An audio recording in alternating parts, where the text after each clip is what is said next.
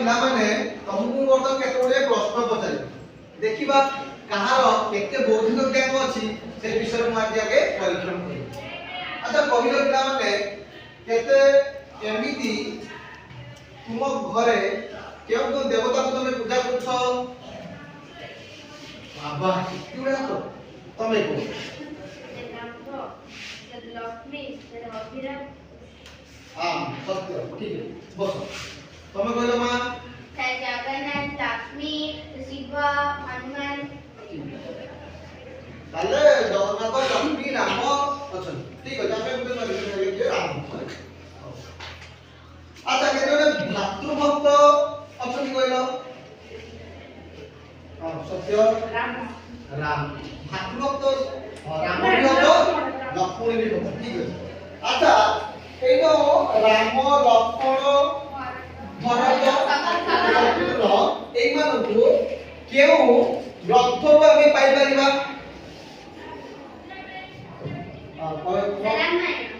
रामायण हला। अच्छा रामायण किए लिखिथिले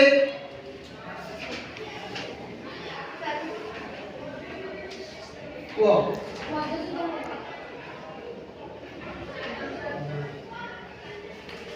किए लिखिथिले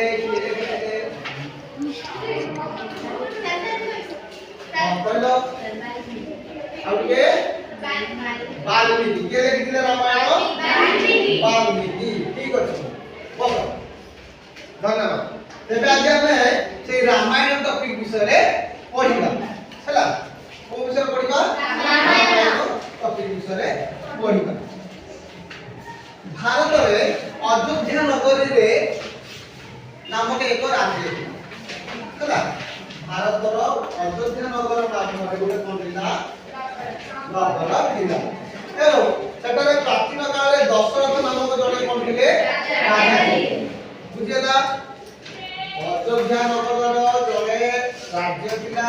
एवं सेठारे दशरथ नामक जने राजा थिले एवं दशरथଙ୍କର केते गोटी पत्नी थिले तीन गोटी पत्नी थिले से माने किए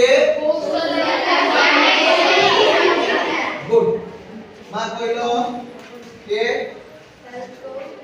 कौशल्या कैकेयी और सुमित्रा को बस धन्यवाद। तेबे कहा पुरा उपायले ना प्रथमे आके कौशल्या सुमित्रा आउ की कैकेयी ठीक अछि। तेबे तीन दिले एवं से तीन रानी को केते पुत्र थिले चारि जन पुत्र थिले चारि जन पुत्र होई परिबो अपन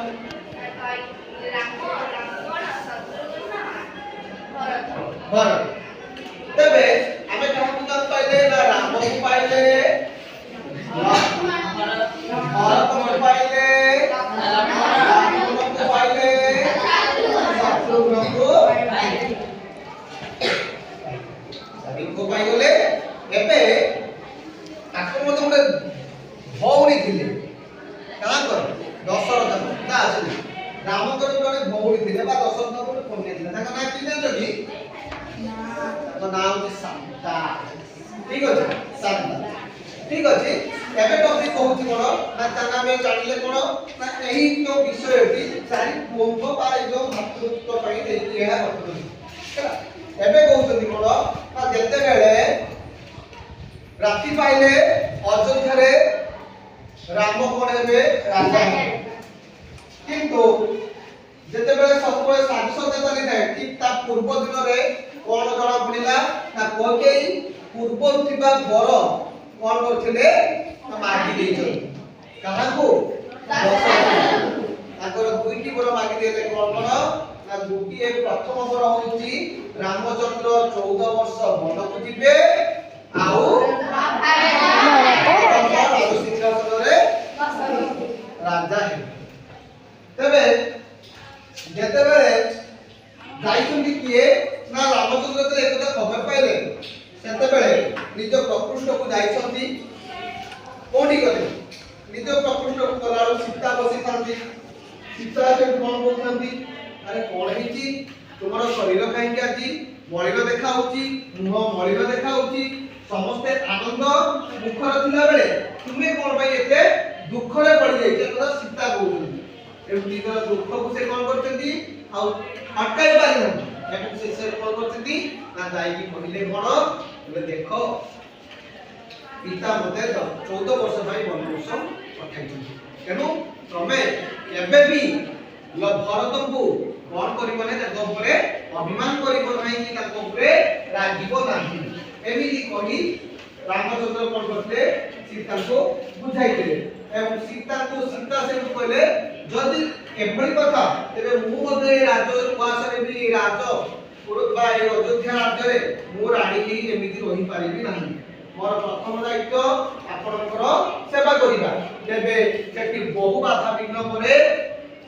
कहउछंती कोन मु सब किछि सही पारिबि किंतु ओ आपन को छाडी रहि पारिबि नाही एवं सेतबेले से ताकर स्वामी भक्त बा भक्तिव्रतता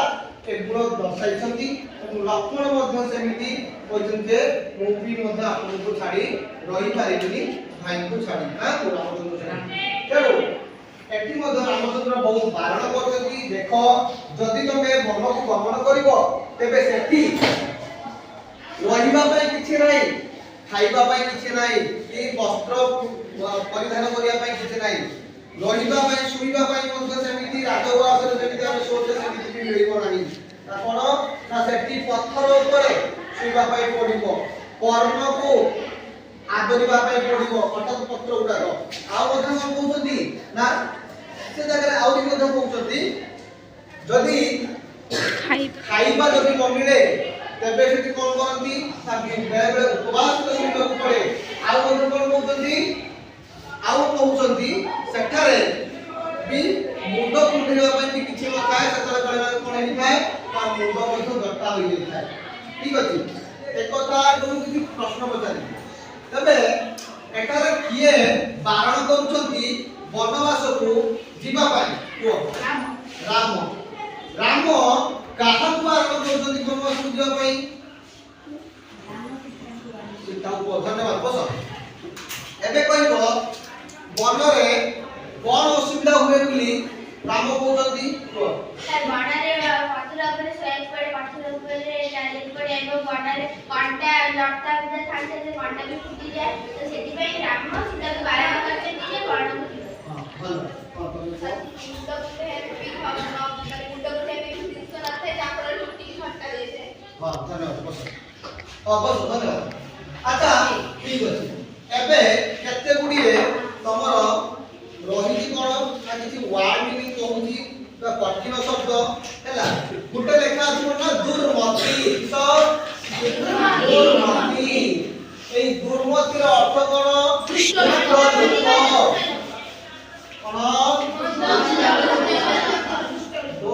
লোক ঠিক আছে ঠিক সেমিতি আর গুটা আছে দার দারর অর্থ কোন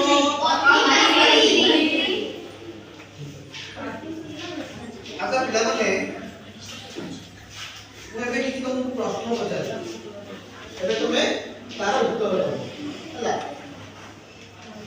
रामଙ୍କ ବନଗମନ ଖବର ପାଇ କାହିଁକି ଅଯୋଧ୍ୟାବାସୀ କ୍ରନ୍ଦନ କଲେ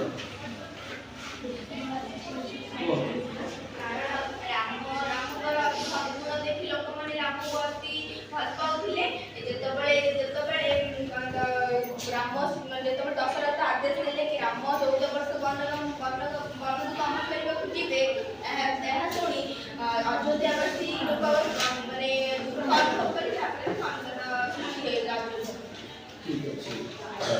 एबे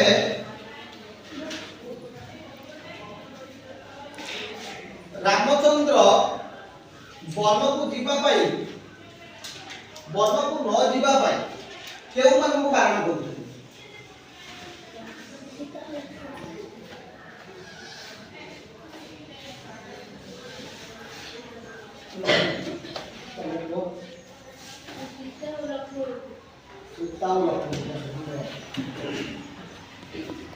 अच्छा सीता को किए अपहरण कर दिले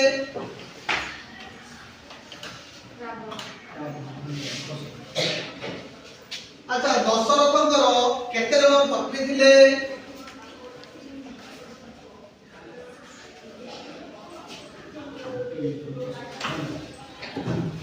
ଆଚ୍ଛା ସବୁଠାରୁ ବଡ଼ ପୁତ୍ର କିଏ ଥିଲେ? ଚାରି ପୁତ୍ର ମଧ୍ୟରେ ବଡ଼ ପୁତ୍ର କିଏ ଥିଲେ?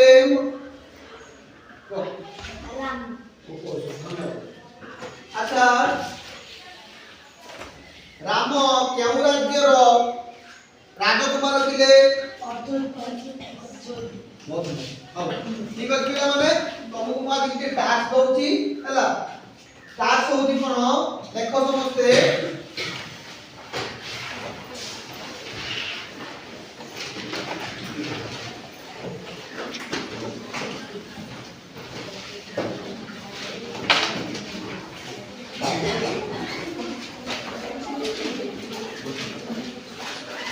କଣ ଅଛି ନା ରାମଚନ୍ଦ୍ରଙ୍କର ବନବାସର କାରଣ କଣ ଥିଲା? ଏ ହଉଛି ତୁମର homework ହେଲା, ଏତିକି କରିକି ହିଁ ଆସିବ। ଠିକ ଅଛି।